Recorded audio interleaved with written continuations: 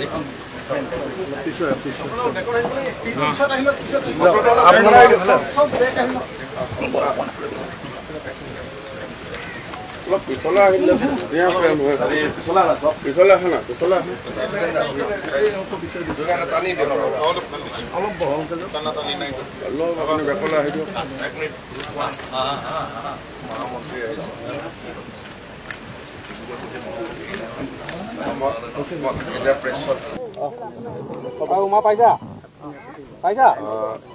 সাংবাদিক বন্ধু বান্ধৱী সকল আজি যোৱাকালি দিনটোত আমি ডিব্ৰুগড়ৰ বাবে কেইবাটাও আঁচনিৰ শুভ আৰম্ভণি কৰিছিলোঁ আৰু সেই ধাৰাকে অব্যাহত ৰাখি আজি ৰাতিপুৱা আমি আৰু এটা নতুন কাম ডিব্ৰুগড়ত আৰম্ভ কৰিছোঁ।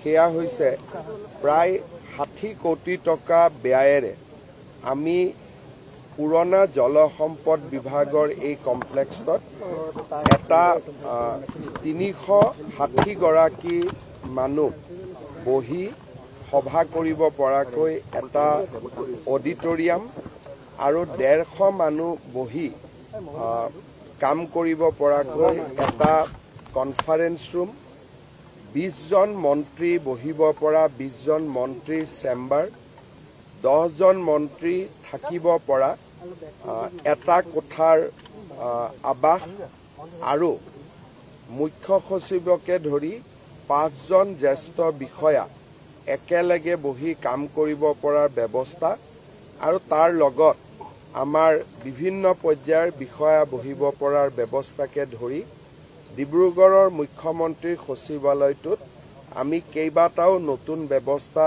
সংযোজন কৰাৰ এখন আঁচনি আজি আমি আধাৰশিলা স্থাপন কৰিছোঁ। মই ভাবো যে এবছৰৰ ভিতৰত এই আঁচনিখিনিৰ কাম সম্পূৰ্ণ হ'ব। অহা 2 মাহৰ ভিতৰত আমি ডিব্ৰুগড়ত বিধানসভাৰ নিৰ্মাণৰ কামো হাতত ল'ম। তাৰ প্ৰস্তুতি এতিয়া পূৰ্ণ পৰ্যায়ত আছে আৰু বিধানসভাৰ লগতে 1000 মানুহ বহিব পৰাকৈ এটা আটকধুনীয়া অডিটৰিয়ামো আমি নিৰ্মাণ কৰিম। বিধায়কৰ আৱাস আদিও আমি নিৰ্মাণ কৰিম। এই প্ৰকল্পটো আমি অহা 2 মাহত কাম আৰম্ভ কৰিব পাৰিম বুলি আমি বিশ্বাস ৰাখিছোঁ। ডিব্ৰুগড়ত অসম চৰকাৰৰ কাম কাজ পৰিচালনা কৰিব পৰাকৈ সকলো প্ৰকাৰৰ সুবিধা যাতে আমি কৰিব পাৰোঁ তাৰ বাবে আমি নিৰন্তৰ প্ৰচেষ্টা চলাই আছোঁ আৰু সেই প্ৰচেষ্টাৰ অংশ হিচাপে আজি আমি 60 কোটি টকাৰে এই মুখ্যমন্ত্ৰীৰ সচিবালয়ৰ লগত মন্ত্ৰীসভাৰ ব্যৱস্থা, মুখ্য সচিবৰ ব্যৱস্থা দিও আমি আজিৰ পৰা নিৰ্মাণ কৰাৰ কাম আৰম্ভ কৰিম। আপোনালোকে যদি কিবা সুধিব বিচাৰে সুধিব পাৰে। খৰাং পৰিস্থিতিৰ সন্দৰ্ভত আমি নজৰ ৰাখি আছোঁ আৰু সাধাৰণতে আমাৰ অসমত আগষ্ট মাহলৈকে আমি কঠীয়া পাৰিব পাৰোঁ। বিনা 11 বুলি আমাৰ এটা ভেৰাইটি আছে যি 3 মাহত ধান উৎপাদন হ'ব পাৰে।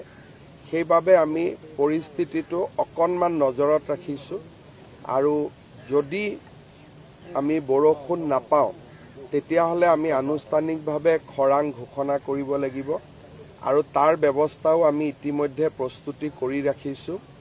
খৰাং ঘোষণা হ'লে PM ফসল বীমা যোজনা আৰু আমাৰ যাক ষ্টেট ডিজাষ্টাৰ ৰেছপন্স ফাণ্ড এই দুইটাৰ পৰা আমি ৰাজ্যৰ কৃষকসকলক সহায় কৰিব পাৰিম।